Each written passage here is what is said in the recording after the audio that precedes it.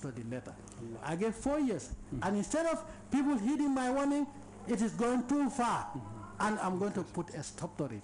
I don't want any religious leader to come and beg me for clemency. I'm not going to do that. That is what I'm going to tell you. Because I've been giving warnings, and 4 years today, it is on the increase. Especially killing somebody in the month of Ramadan.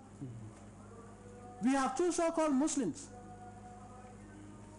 Disagreement because of a second wife. The guy said he was going to shoot the first wife together with the children, and he did that. This one says over a bag of rice at 6 a.m. when people are fasting, and you tell your wife, I will kill you. And then you carry out, you kill the woman, your wife, because of a bag of rice and because of a second wife. Where are we heading to? It is unacceptable. And so you all are aware that 4 years ago, I swore 4 times that I will carry the rule of law to the letter. And I gave a 4 years grace period. There were as well commendations for the management and staff of the Gambia Radio and Television Services for the quality programs aired during the holy month. The president of the Supreme Islamic Council and a representative of the Mandinka Society said they were satisfied by the level of seriousness given to religious sermons during the period by the national broadcaster. Imam Mudlamin Toure went on to explain the rationale for aligning our religious activities with Mecca. It is simply a question of unity in worship, as dictated by our religion, he said. He went on to call for unity in the Ummah, a call also made by the Imam Ratib of Banjul, Al-Haji Cherno Aliu Maska. Both men have also earlier cited the many generous gestures and assistance rendered to the populace by the Gambian leader, especially during the holy month of Ramadan. The Minister of Presidential Affairs and National Assembly Matters and the Secretary General and Head of the Civil Service, Dr. Njoguba, the Minister of Basic and Secondary Education, Fatou Lamin Faye, and that of Higher Education, Research, Science and Technology, Dr. Mamadou Tangara, all spoke at the ceremony. There were a series of presentations to the Gambian leader, one from the Lebanese community in the Gambia and the other from the Fuller community.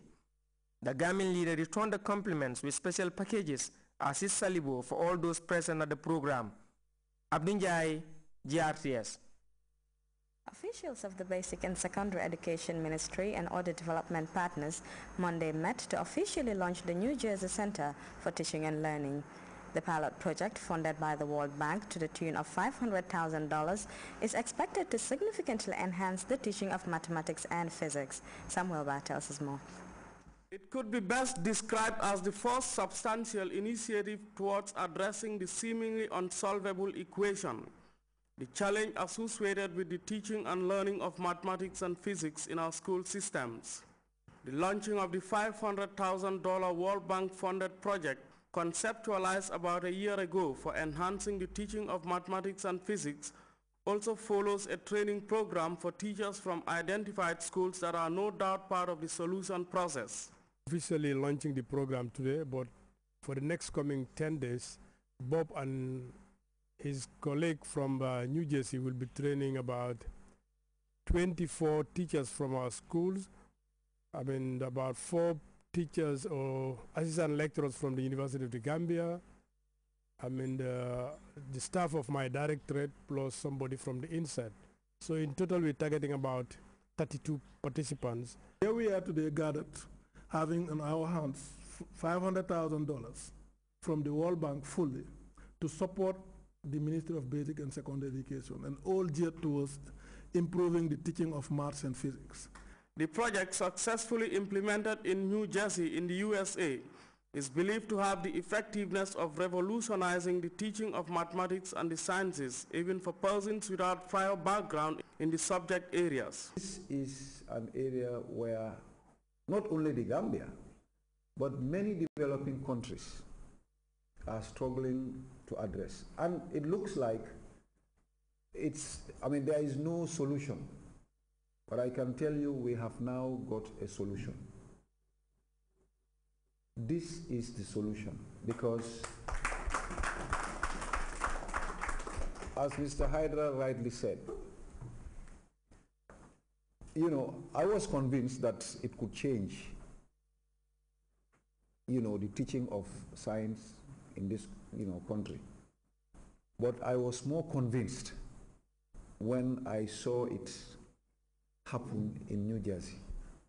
His message was also re-emphasized by Minister Fatou Lamin Faye, who maintains that the noble initiative will in no small measure help in addressing the country's needs in the area of sciences. She was particularly appreciative of the efforts of the Vice Chancellor of the University of the Gambia for connecting her ministry to the New Jersey Center for Teaching and Learning. We all know that there is no nation that can develop without the development of its science and technology. We have seen countries like Singapore and the others. And we have been talking about the Singapore of Africa being Gambia for a very long time. And we never got around to being able to put in place what it would take to make that happen. But now I think we've seen the light at the end of the tunnel. With 2012 declared the Year of Science and Technology, this could be one of the many contributions of the ministry into the activities of the Year of Science for the country, a signal by all and sundry to improve the sciences. This is one of the first tangible initiative in terms of touching the lives of those who are going to touch the lives of our future scientists. So it is important in that light. If you have the opportunity, as we all do, to see what my colleague Bob has or continues to do, not only in the United States, but also in Latin America, when this information came to my view, I couldn't help but jump on the opportunity. The truth of the matter is, for such a pilot, naturally, we would have taken it to a bigger African country. And we did talk about perhaps going to Nigeria when we first met at Stevens. Bob Goodman is the lead facilitator and executive director of the New Jersey Center for Teaching and Learning. In a PowerPoint presentation, he threw light on the classical space of learning and teaching, something he believes the teacher and the student should be co-actors in the process. This pilot project, targeting 12 schools, is expected to be rolled out to other schools across the country. Samuel Ba, GRTS. A Personnel Management Office-sponsored week-long leadership training for members of the Gambia Armed Forces came to an end recently at the Management Development Institute. As Itumane reports, the training is aimed at improving the skills of the participants. The Leadership and ICT training course, meant to equip the officers with leadership skills and access to modern information communication technology skills, marks another milestone in the history of training in the Gambia Armed Forces. Speaking at the closing ceremony, Navy Captain Sambu Barrow described the training as timely, since GAF, he went on, is undergoing immense transformation with emphasis on ICT advancement. Communication technology, therefore, is now a decisive factor in all kinds of combats, be it land, air, or sea. It is, of course, the vision of His Excellency the President and Commander-in-Chief of the Gambia Armed Forces to have an armed forces that represents the nation's pride, as well as an epitome of excellence in the sub-region and beyond.